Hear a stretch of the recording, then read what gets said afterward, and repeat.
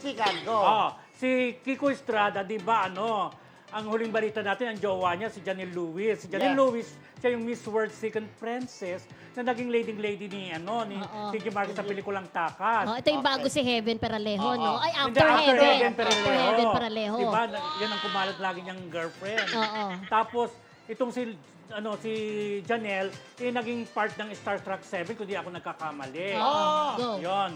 Eto na, hindi na pala sila. Diyos ko, ang best na magpalit ng jowa.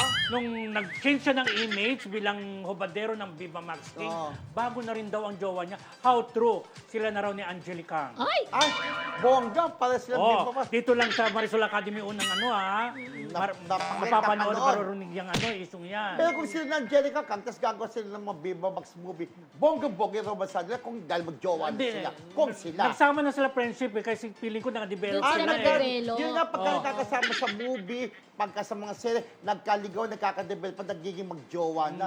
Pero nagtataka lang ako, ang bilis magpalit ng jowa nitong si Kiko. Kaya kung isipin natin, parang hindi kaya sa kanya yung problema.